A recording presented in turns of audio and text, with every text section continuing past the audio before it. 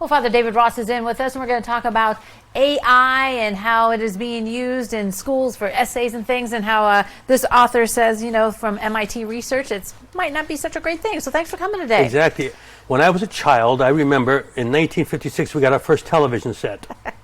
And it was during the election of Dwight Eisenhower, and we had that little RCA Victor TV in my living room, Dad's living room, and we were warned that watching too much TV was going to dull your brain over time. Oh, yes. Well, you know, I'm thinking probably a lot of people would say it certainly happened to Ross, didn't it? Well, in any case, the next thing I remember was in high school.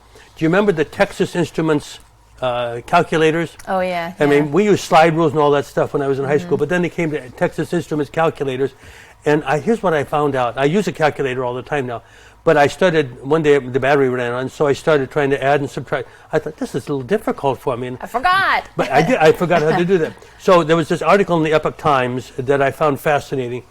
They took 54 researchers at MIT in Boston, took 54 students, and what they did, they wanted them to write these essays. And so they had one cohort of the students who were able to use AI.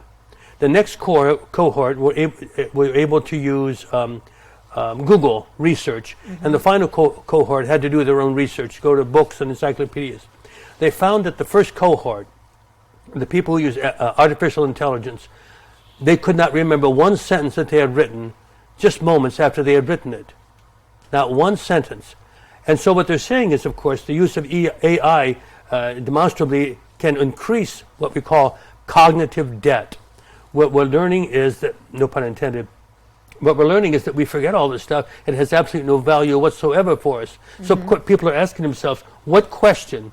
What's the reason for it? It begs the question, why do we learn? What did you learn when you used AI? And a lot of people have said, frankly, they didn't learn anything whatsoever. Right. You know, we're looking at, we find that students perhaps want to use AI to do their research on their essays that they may have to have at the high school. And some of it is ridiculous, some of the stuff that comes out of AI. I mean, I'm just becoming acquainted with it. I'm still used to going to the encyclopedias and stuff like that. Exactly. You know? Do your real research. But it offers immediate benefits, but potentially there's a long-term cost.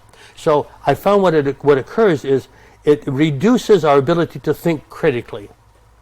And or creatively, too. Or creatively, exactly. It's so hard to think critically. It's difficult to think. Now, you know, the brain is naturally wants to conserve our resources, but it's not a muscle.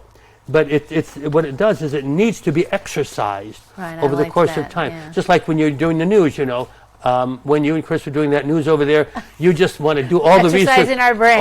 The research that you possibly can. I remember the movie 2001: A Space Odyssey. You're too young to know this. In 1968, Stanley Kubrick came out with this movie, and it was supposed to demonstrate, computers were just coming out, it's supposed to demonstrate how computers can overtake the human capacity. And so in the movie, they're out in space, Dr. Dave, I forget his last name, Bowman, was out in space, and the computer was a HAL, and I forget what the acronym stood for. And they found out that this computer was causing some tragedies on the spacecraft, and so Dave went to control it, and he discovered when he tried to do that, he said, well, you can't do that, Dave. Yeah, exactly. Well, then they disconnected it. It was a fascinating thing. But the other thing I want to bring up, because we just have a few seconds left, the other thing I want to bring up is another article in the Wall Street Journal. Did you know that Ray-Ban is now making glasses? You can just look at the glasses and use the glasses, and you can get Instagram, you can get all kinds of other things. Let me see what it was. Watch videos, you can scroll, respond to text and more. And they call it the Gen Z stare.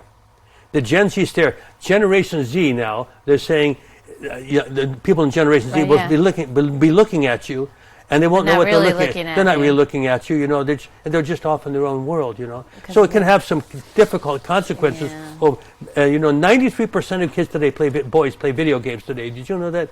And it begins to promote some aggression and things of that nature. It's interesting. I don't know if we're going to have to live with this AI, but we don't have a choice. We got to use it the right way, I think. We have a choice. Well, Thank you, Ollie. for coming. All right, don't go away. New Edition continues in a moment.